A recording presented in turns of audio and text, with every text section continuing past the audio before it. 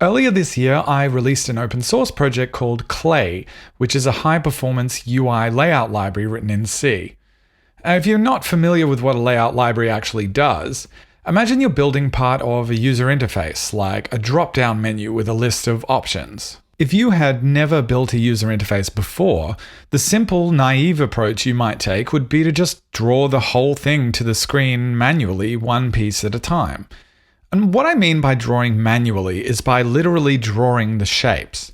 You start by drawing a dark blue rectangle as the background, and then maybe you draw in all the horizontal lines one by one, and then you draw in all the text labels.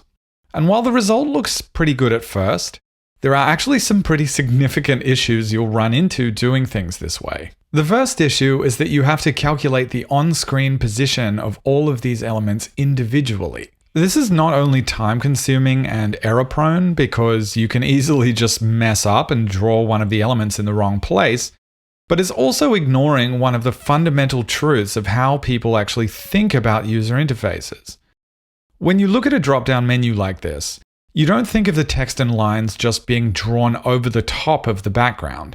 You think of them conceptually as being inside the drop-down menu. If I was to move the background rectangle, you really would expect the contents to move as well. But because we're drawing each item individually, the position of every single one of these items needs to be updated independently. The second issue is that you have to calculate the dimensions, that is, the width and the height of every single one of these individual elements as well. Again, not naturally how we think about user interfaces. Just as we imagine the text items being inside the dropdown, we imagine the dropdown as enclosing all of its contents. But with our current approach, if one of the text items gets too big, it just spills out over the edge. We can increase the width of the background rectangle to compensate, but now the horizontal lines don't extend the entire way. The same kind of overflow happens vertically when we're adding new items, and when we remove items from the list, we need to remember to shrink the background rectangle again, or we end up with extra space at the bottom. These issues continue to compound, and when you have a large and complex graphical application that expects to be able to deal with the window or the screen being arbitrarily resized, it becomes very difficult to manage things this way. So rather than you, as the programmer, having to calculate and specify the exact position and size of every element on the screen, layout libraries allow you to build your interface out of flexible building blocks. These blocks can shrink or grow automatically to the size of their contents, and they can also be nested inside other flexible blocks. That way, when you move the parent block, all the child blocks move too. And when the inner blocks grow or shrink, the outer block grows and shrinks to match, essentially emulating the way that we naturally think about user interfaces, which is as a series of nested boxes. So in contrast to our initial flat list of draw commands that are all independent from each other, with a layout library like Clay, you nest these flexible building blocks inside each other, building something that we refer to as a UI hierarchy. And to illustrate a bit more clearly how this actually works in code, if I was going to build a drop-down menu like this using something like Clay, I'd start off by creating a flexible outer container to put everything else inside. We'll configure the container so that our menu items are laid out from top to bottom, and we'll give it a dark blue background color. Then, instead of rendering text over the top, we create the text items inside the container, which automatically grows to fit without us having to think about how big the container is supposed to be. To make it look a bit nicer, we'll put in some padding around the inside of our container, and we can configure a nice consistent gap between the elements as well. Now it's looking a bit skinny, so we'll give it a minimum width, and instead of having to draw all of these horizontal lines individually, we can just ask the layout tool to put a border between all the list items for us. In its current state, this container will automatically resize to fit the children inside it, growing or shrinking vertically when you add or remove items, and horizontally when the text of the items gets longer. If I wanted to, I could also specify a maximum width for this dropdown, which would cause the layout library to automatically wrap text that's too wide onto a new line, handling any changes in height or positions of other list items along the way. Very convenient and so much less work than having to calculate all those positions and sizes yourself. And that's all a UI layout library does, really. It just takes that flexible UI hierarchy that you've defined and uses that to build that simple list of draw commands that you were originally creating by hand. And then the process of rendering them to the screen is exactly the same. So you can almost think of it as like automating that cumbersome process of creating all those draw commands. And this process of taking our UI hierarchy, figuring out what size all the elements should be and where they should go on the screen, is called computing the layout. The second step, which is taking that list of draw commands like rectangle, text, or image, and actually drawing them on the screen, is called rendering the layout. And the reason that I'm drawing attention to these two distinct steps, computing the layout and rendering it, is because this is the point at which Clay starts to differ a little bit from other UI layout libraries out there. The most famous UI layout library of all is called CSS, which stands for Cascading Style Sheets. It's built into every web browser and lays out almost every web page and web application you've ever used. Contrary to popular opinion, I actually love CSS. I find it to be very flexible and expressive, but one of the major issues that CSS does have is that you can only use it to build UIs inside a web browser. And as a result, applications with UIs that are built using CSS, like Spotify and Discord, VS Code and Slack, to name a few, actually have to bundle an entire web browser inside their application. The reason you need a browser to be able to use CSS is because those two steps we talked about earlier, computing the layout and rendering the layout, for CSS that whole process happens inside the black box of the browser. So if you want to use CSS to lay out your interface, you have to use a browser to render your interface. Clay, on the other hand, only computes the layout. It doesn't render it. It gives you the flexible building blocks to use. You build your UI hierarchy, and then it generates the list of draw commands for you. And as a result, it's possible to plug Clay in almost anywhere that you can draw rectangles and text. Clay has a few pre-built renderers included in the repository that you can use out of the box, or it's very easy and actually quite fun to write your own renderer in a few hundred lines of code, as community members have done. And as it turns out, if you really focus on just computing the layout, you can come up with a pretty simple and elegant solution. The core UI layout logic in Clay is only about 1,000 lines of C, and the library is simple enough that it ships as just a single C header file. So if you want to use it in a C or C++ code base, it's pretty much as simple as just including clay.h. There are also bindings for the Odin programming language in the repository, with more languages on the way. And because Clay's internal logic is so small and simple, I ended up implementing everything Clay needs by hand, which means Clay has no dependencies at all. It doesn't even use the C standard library. That means that you can very easily compile and run Clay on almost any platform, including compiling it directly to about 17 kilobytes of WebAssembly. Fun fact, the Clay website itself is actually written almost entirely in C, using Clay compiled to WebAssembly instead of CSS. Pretty cool, right?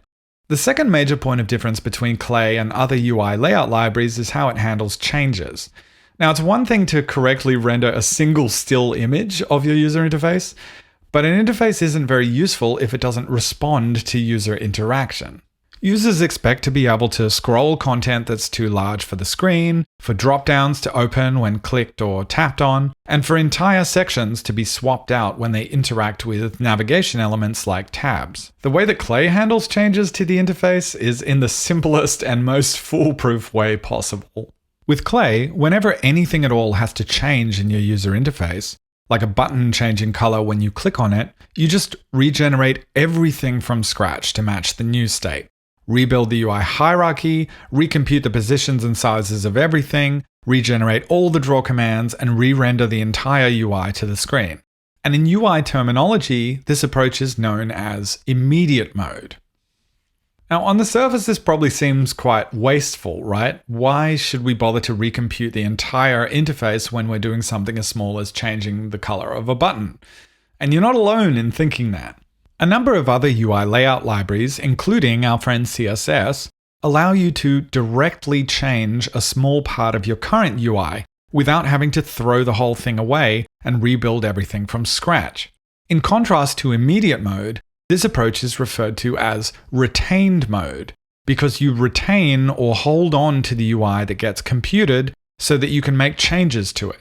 So just to reiterate, if we have a yellow button that we want to turn pink when you click on it, in immediate mode, because you've thrown away all of your previous interface, you get to decide from a blank slate whether the button should be yellow or pink. You can see in this function that creates our button, we have a boolean that tells us whether it's currently being clicked on or not. And we can use that to determine what the color of the button should be. By contrast, in retained mode, we create the button once, and it's retained. So we keep a reference to it, and then sometime later we use that reference to directly change the color of that specific UI element. Which of course on the surface makes it look like retained mode is significantly more efficient.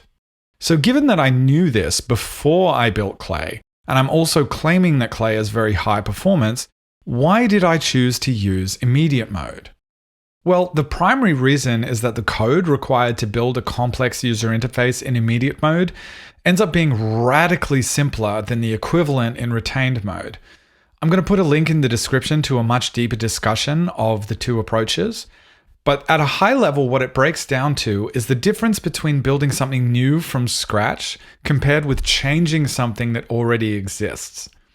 If you're a programmer, you will definitely already have some intuitive feeling that building something new to solve a problem is much easier than modifying something existing to solve a problem. And we can demonstrate this with a pretty trivial example. Say you have a tab bar in your application that has 3 tabs. You can click tabs to switch between them, and the selected tab has a lighter background as a visual indication. In an immediate mode UI, the code to create these buttons, including the selected state, is trivial. You store the index of the selected tab as a variable, and then you just loop over the data that represents your tabs.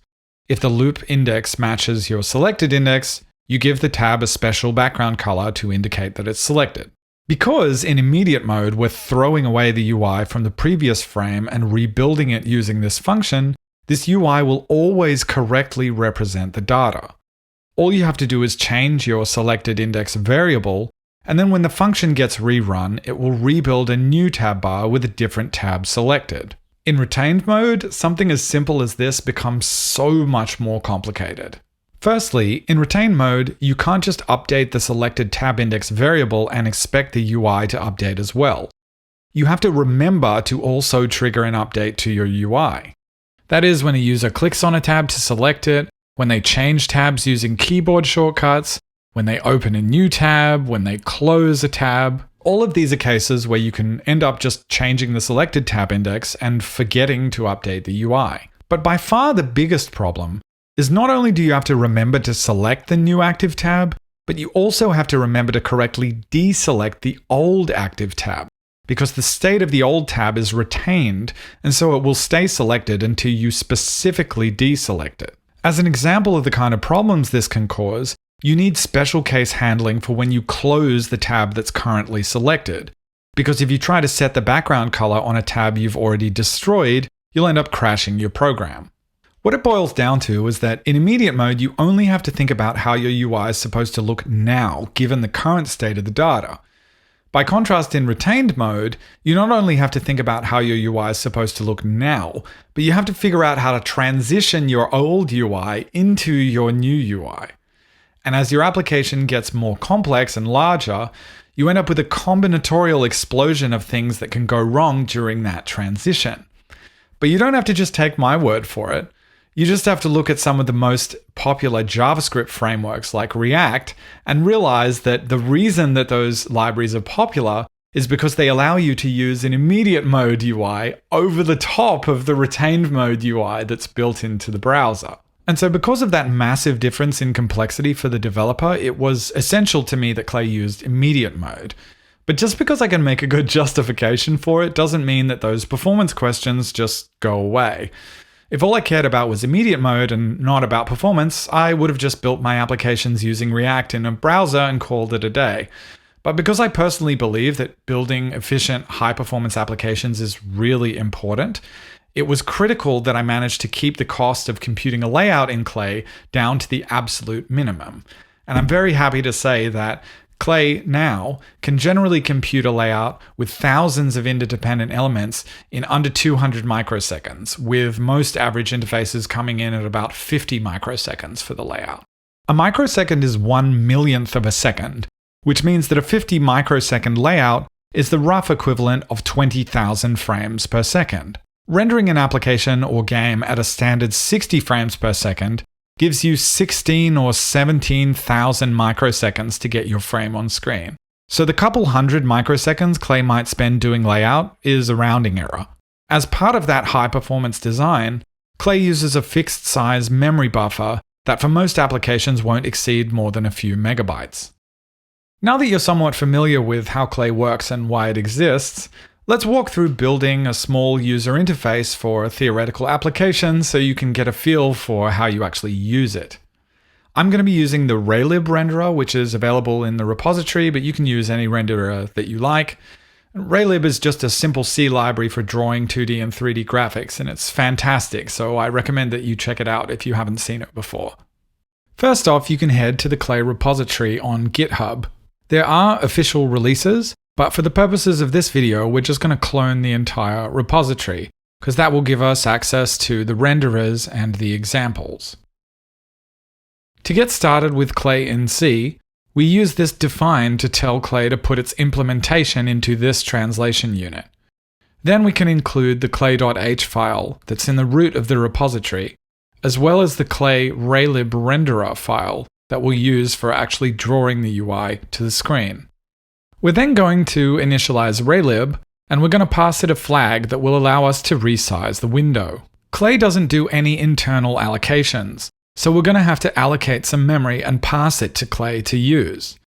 The min memory size function will tell us exactly how much we need to allocate. Now we can go ahead and create an arena for Clay to use by creating a Clay arena struct and passing that minimum memory size to malloc. We then initialize Clay by passing it the arena that we just created, along with the dimensions of the layout that we're building. In this case, we'll pass the dimensions of the screen that we can get directly from Raylib. Finally, we'll set up a loop using Raylib that runs once every frame so that we can recalculate our layout and use Clay in an immediate mode style. To use Clay, you start off by calling begin layout. You then build your UI hierarchy, and then call end layout when you're done. End layout returns you an array of render commands, which we can then pass to the Raylib renderer to actually draw to the screen. In a similar way to Clay, in Raylib we need to start off by calling begin drawing. We can then pass our commands to Clay Raylib render, and finally call end drawing. So far so good. Now we're going to go through step by step, using Clay to build a simple interface for a text editing application. All elements are defined the same way using the Clay macro, and then inside the parenthesis we can configure the element any way we like. I'm going to use the rectangle configuration, and at first I'm going to give it a bright red color so we can see what we're doing.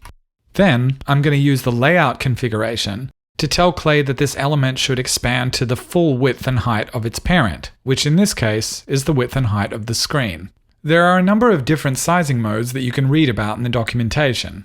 I'm also going to tell Raylib to just clear the screen with a black background color every frame so we don't have any dirty pixels left over.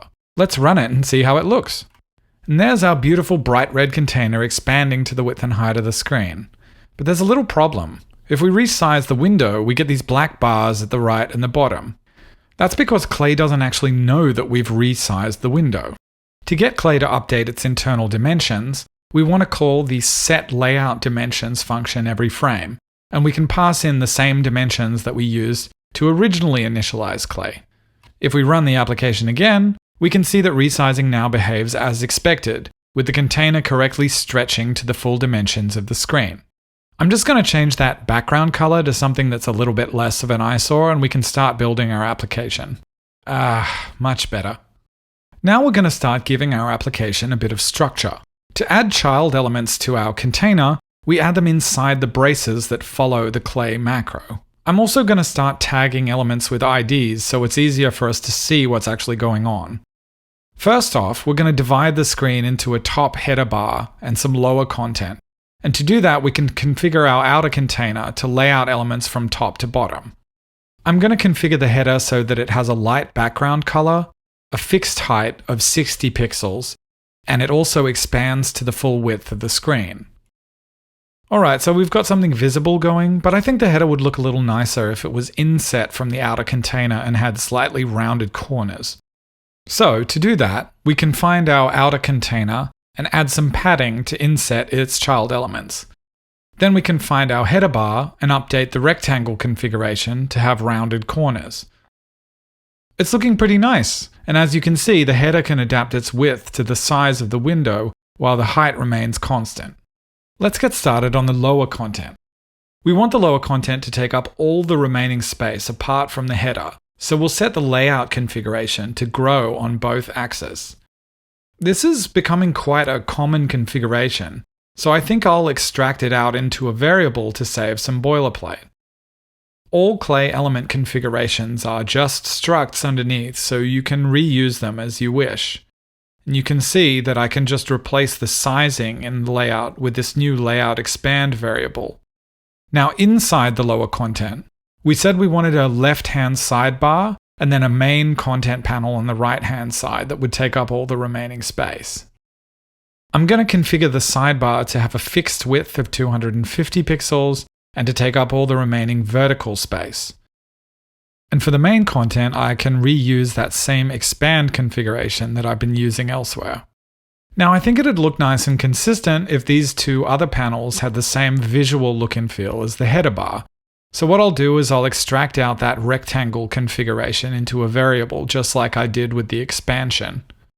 Then it can not only be reused, but if I ever want to update the visual look and feel of the background panels, I can just update this struct in one place. I'll paste in this same rectangle configuration on the sidebar and the main content, and then we'll have a look. Ugh, that's not what I wanted at all. But if you look closely, you can see that there actually are 3 containers there. They're just visually merging in together because they're the same color and there's no gap between them. Luckily, that's an easy problem to fix. Inside the layout config, there's a property called child gap, which automatically creates a gap between child elements. We'll add a gap to both the outer container and the lower content, and then let's take another look. Much better. You can see that we've got a nice consistent gap between our containers now, and when we resize the window, everything behaves as it should. And the reason that there's that slight squashing and stretching of the UI as it's being resized is because Raylib actually doesn't support rendering and resizing at the same time. Not such a big deal, but just something to be aware of. Now that we've got a nice skeleton structure in place, let's continue on and fill it out with some content. I'm going to start by adding some buttons to our top header bar. Because the buttons are going to have text inside them, I need to do a little bit of setup to get text working in Clay. In order to compute our layout, Clay needs to know how large text is going to be when it's rendered on the screen with a certain font and font size. The way that it gets that information is by calling a measureText function provided by the renderer. Because we're using the Raylib renderer, we can pass a function pointer to the Raylib measureText function. The next thing we need to do is to actually load a real font to use. Fonts in Clay are identified by an integer, so I'll start by creating a font ID for the font we're going to load. I'm then going to load a font from the disk using Raylib and map the font to its ID in the Raylib renderer. As you can see, there's a little bit of boilerplate around setting up text, but there's plenty of examples to look at in the repository. Now that we've got our text set up, I'll move on to creating those header buttons. Because I know I'm going to be creating a few buttons that are all very similar, I'm going to create a function which declares a reusable component. It's going to take the button text as an argument and create an outer clickable colored button with some internal text. To make the button look nice, I'll add some padding to the layout config, and I'll set a background color using the rectangle config. Then inside the button container, I'm going to use the Clay text macro to create a text element. I'm going to pass in the text argument from the outer function and use the text config macro to pass in text-specific configuration, like the font ID, the font size, and the text color. Now I can create as many buttons as I want for the header easily by just calling this function with different arguments. I'll also just add a gap between the buttons. I'll use the child alignment property to vertically center the buttons inside the header container, And finally, I'll just add some padding on the left and right hand side. Alright, let's see how it looks. Now this is really starting to look like an interface. We've got some text and reusable components working well. And I'm just going to show you a little trick. Say we wanted to split those buttons into two groups with File and Edit on the left-hand side and the other three buttons on the right-hand side. If we create an empty container between those buttons and we tell it to grow as wide as it can, it's going to push the last three buttons all the way over to the right-hand side of the screen. And the best part is that container will adapt when the screen size changes. The header bar is looking pretty good. So let's get to work on the sidebar now. We're going to make a vertical list of document titles that are clickable and will change the contents in the main body. So we set the layout direction to top to bottom, and this time we might render a list of dynamic data rather than something static like our header buttons. Let's assume that our documents are defined something like this. Each document has a title that will display in the sidebar and contents that will display in the main content view if the document is selected.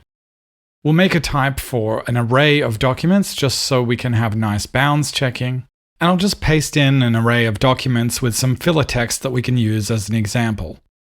And because Clay layout definitions are just C, you can use any standard C programming and control flow. So I'm just going to loop through the documents in the array and render the titles as buttons. And of course, because we're using immediate mode, any changes to the documents array will render to the screen immediately. And as always, I'm going to add some padding and child gap to the sidebar component just so the buttons are nicely spaced apart from each other. Let's have a look.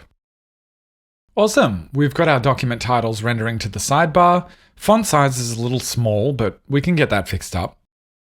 Finally, we can render the contents of the selected document in the main viewport. First, I'll create a variable to keep track of which document is actually selected.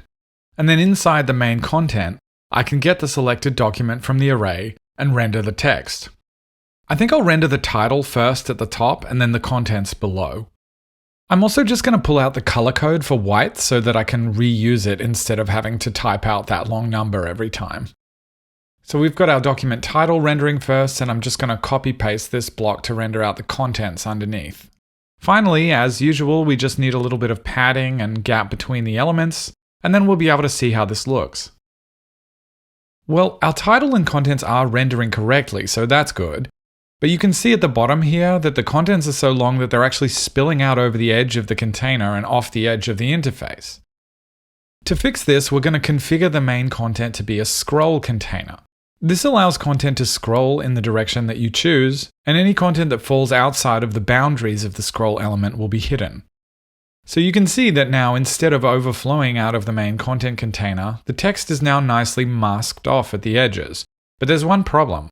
I'm using my scroll wheel right now, and the content's not actually scrolling. This is very similar to the window resizing bug we had earlier. Clay doesn't actually know that you're using the scroll wheel unless you tell it. So to get scrolling working in Clay, there's a few small things we need to do. Firstly, we'll get the current mouse position and scroll wheel state from Raylib. And then we're going to call the Clay function setPointerState to tell Clay where the mouse position is on the screen. We need to do this because we only want to scroll the container that the mouse is currently hovering over. And while we're here, we're also going to tell Clay when the left mouse button is being clicked for interactions. Next, we're going to tell Clay when scrolling is occurring by calling the updateScrollContainers function. The first argument is whether we want to enable touch scrolling, and then we pass the mouse wheel delta as a vector, and finally the delta time, which if you're not a game dev, is the time that has passed since the last frame, so that Clay can do nice smooth momentum scrolling. Alright, we've got nice smooth scrolling working so we can see our entire document contents. And as a final touch, we're going to add a little bit of interactivity to our app. Firstly, we want to be able to select a document by clicking on it in the sidebar.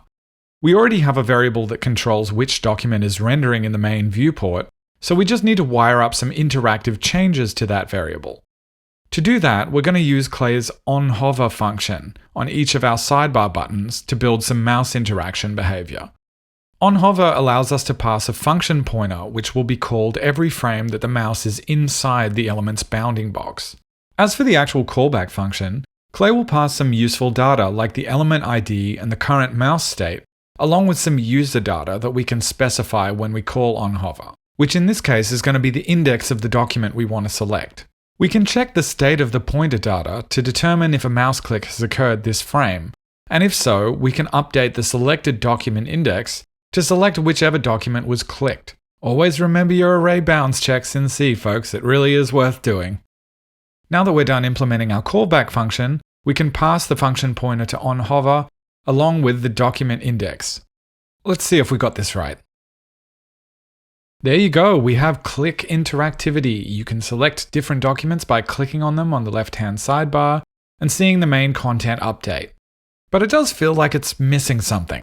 There's nothing to tell us which document is selected at the moment. Also, it would be nice to have a bit of visual feedback when we're hovering over clickable items too. We can just put a simple if statement into our for loop to check if the current index is the selected document index and render something different in that case. What I'll do is I'll give the selected document a permanent colored background and disable the click interactions, and for the other documents, I'll use the clay hovered function to conditionally color them when they're hovered over. Clay hovered just returns a boolean, so it's very simple to use to do conditional styling. I'll just reduce that background alpha a little bit on the hovered elements and then we should be good to go. This is much better. We've got a nice snappy visual indication of the hover and selection state of the items in the sidebar. Although I'm not that much of a fan of how it looks visually, I think I want to expand it out to the full width of the sidebar and give it some rounded corners. Of course, expanding them to the width is super easy to do. We just set the sizing mode to grow on the width. And I feel like I've repeated myself a bit too much with these two different buttons, so I'm just going to extract out that layout configuration into a variable so I can reuse it. Finally, I'll just give that background rectangle from the selected and hover state some rounded corners to look a bit nicer, and then we can take a look. This is starting to look like a real application. We'll just do one more small piece of interactivity before we finish up. I'd like to create a drop-down menu that appears when you hover over the file menu. I'm going to start by pulling out the contents of my reusable header button component so that I can make something custom for the file button. I'll also add an ID to the file button so that we can check its mouse over state later. Now that I've got that set up, let's actually create the dropdown. In order to make the dropdown float over the top of other content without affecting the layout, we can use the floating configuration. Floating elements won't cause their parents to expand or affect sibling elements. We'll give the menu a nice darker background color, we'll tell it to lay out its items from top to bottom, and we'll give it a minimum width of, say, 200 pixels. And now, just like we did for the header buttons, I'll create a function to declare a reusable component for the drop-down menu items. We can then use that function to create 3 menu items for our drop-down: New, Open, and Close. And now you can see our drop-down menu in action. The first problem here is that it's covering up the file button in the header. This is because by default, floating elements in Clay attach to the top left corner of their parent. We can fix this up by telling Clay to attach the top left corner of the floating element to the bottom left corner of its parent. That's much better positioning. Now we can start on our interactivity. We want the drop-down menu to be visible both when we're hovering over the file button, as well as hovering over the drop-down menu itself. Clay has an imperative API, pointer over, that you can query using the ID of an element to tell you whether the mouse pointer is currently within the bounding box of that element or not. We already added an ID both to the file button and the file menu, so we can just use them both here. And because this is immediate mode, we can just check the boolean in an if statement and then conditionally render the dropdown if the file menu is supposed to be visible or not. Check it out, it works exactly how we wanted it to. Appears when we mouse over the file button and stays open while the mouse is within the boundaries of the drop-down menu. I'll just make some tiny changes to make it a little bit more visually appealing, and then I think we're done. Rather than the drop-down being snapped right up against the button, I want it offset slightly downwards, so I'm going to use the offset property in the floating configuration. I'm also going to give it some rounded corners to just make it more consistent with the rest of the UI. I think that's looking really good, and it's a great place to finish up. Hopefully this gives you a window into why I wrote Clay in the first place, and whether you would find it useful to use in one of your projects. We have a community Discord if you need to ask questions or if you just want to chat, And please feel free to open issues or pull requests on the GitHub repository if you have bugs or contributions. Oh, and one more thing. Clay actually has built-in debug tools, similar to Google Chrome's Inspector, that you can use to browse your UI hierarchy and figure out what's going on. You can enable these using the Set Debug Tools Enabled function, and they work by injecting extra draw commands into your command list, so there's no extra setup or dependencies required. Have fun!